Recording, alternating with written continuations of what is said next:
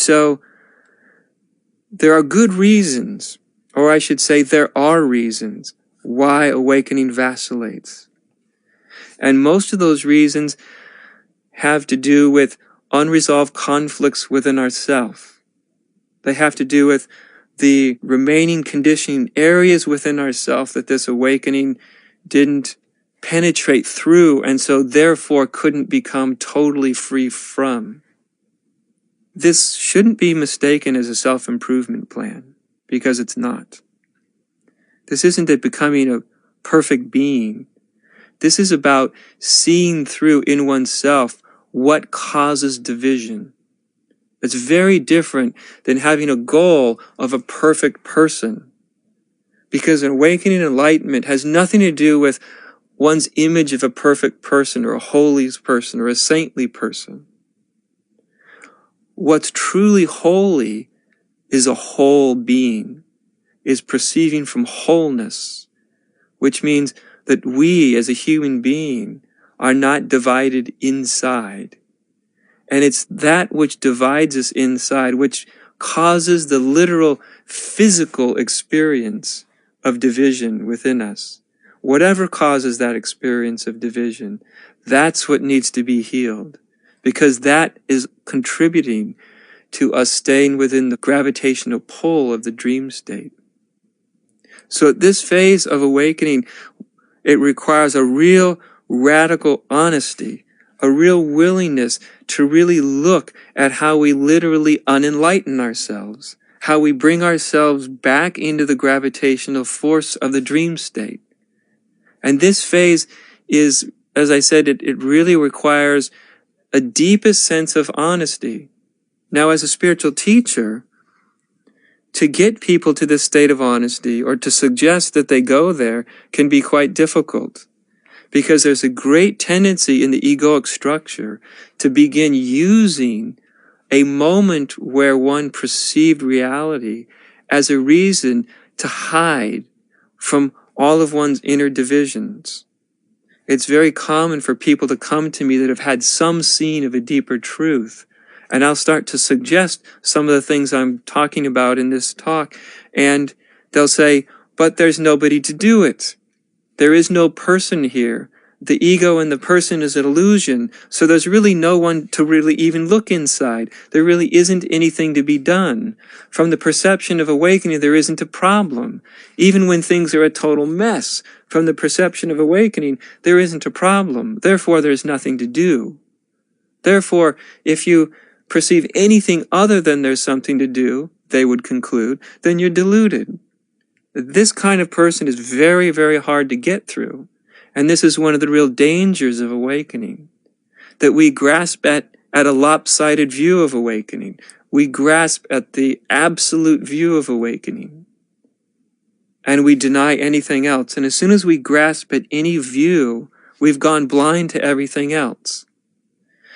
And so, as I said, it can be very, very difficult for any spiritual teacher to get someone to stop holding on to their fixation in an absolute view.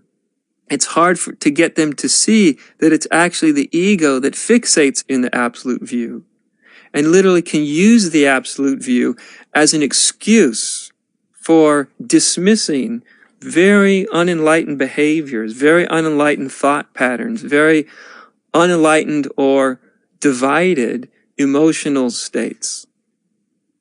And so that's why I say part of this journey, this particular part of the journey, is the willingness, the sincerity to be really, really honest with oneself. Yes, there is the absolute view. It's true there is no problem. It's true there is no separate self. It's true there is nobody to do what I'm speaking about. But I'm not speaking to the ego here. I'm not telling the ego it needs to do something or doesn't need to do something. I'm not speaking to any sense of a separate self. What I'm speaking to is directly to the reality itself. Spirit is speaking to spirit here. Reality is speaking to reality. It may sound like I'm talking to a person and directing a person, but I'm not. What I'm speaking about here is inherent within the perception of awakening itself. That which is awake always moves towards that which is not awake. That which is awake has no fear of that which is not awake.